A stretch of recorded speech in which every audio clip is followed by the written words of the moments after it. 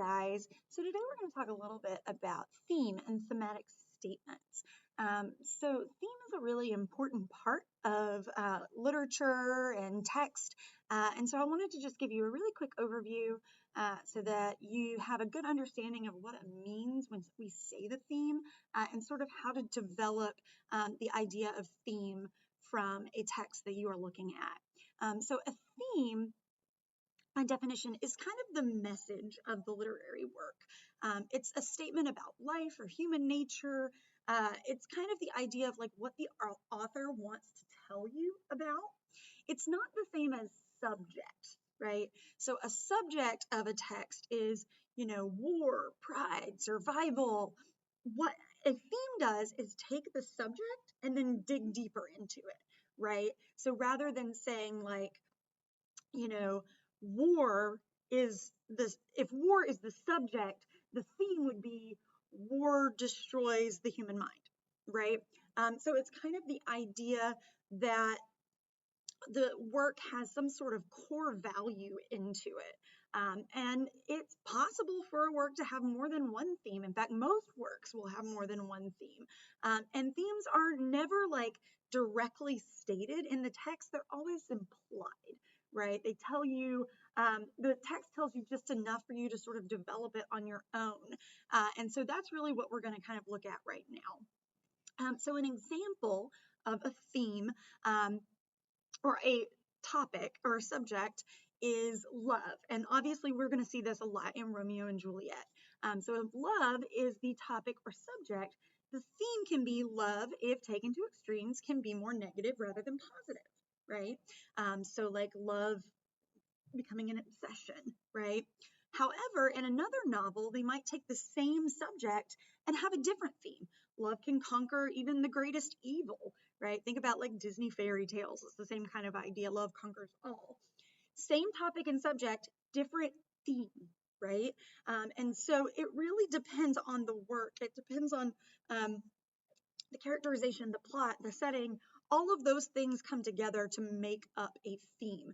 The important thing about a theme is that it develops throughout a text. So it's not something that you're necessarily going to get right at the beginning. It's something that is going to kind of grow and change as the text or the film or whatever it is sort of moves on. So when you are writing or supporting a thematic statement, there needs to be evidence in the text. You need to be able to pull out quotes and events from the text that show kind of where the theme started and how it changed by the end. Sometimes people kind of think about the theme as being like the lesson of the text, what was learned by the characters, how did the events change characters in the text, and of course, one of the things that you'll need to do is be able to pull out multiple pieces of evidence to support your claim, right? Whatever your theme is. So when you are developing a thematic statement, there's some certain like order of operations that you need to do. So first is you need to come up with the topic. What is this text about? What is the subject? Love, war, hate, revenge, whatever. Then you need to think about, okay, well now I've got love. What are the different meanings or definitions of the word? How can we examine love? It could be teenage love, mature love, whatever, right? How does the definition or meaning have a connection to the text? So in Romeo and Juliet, it's about teenage love, right? And we see like Romeo in the first scene doting about Rosaline, and then eventually when he meets Juliet, it changes and morphs. So we see the development. What are the symbols or imagery from the text that relate to these connections?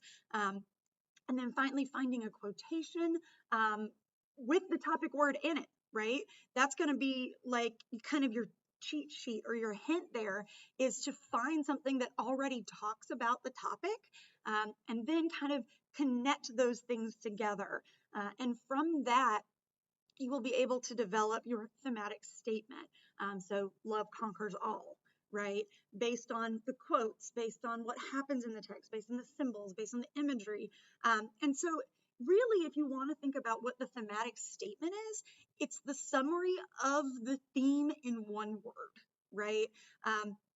So when you actually kind of look at developing this statement for yourself, and you're going to be doing an activity where you do this, kind of think of it as like a pyramid structure, right? So first thing, you will pull your quotation, right? This is how you analyze a quotation for your theme. First, you will say, okay, well, what does the quotation say, right? What is the literal quotation? What is happening in your own words? Then the second and third level is, what does it mean? How does it relate back to the main idea? How does it relate back to the theme that you've pulled, your overall argument? Finally, character and author purpose. And lastly, evaluation. These are the what matters portion of the quotation. So this is really like, why is it important? Why did you pull it? So this is just a quick overview of theme. Hopefully this will help you get your work done today. And give you kind of a good understanding. Be sure to check, I'll post this PowerPoint as well as a little cheat sheet that I have for you. I'll post that on the Google Classroom as well, so you'll be able to look at that, and I'll see you tomorrow. Have a great one.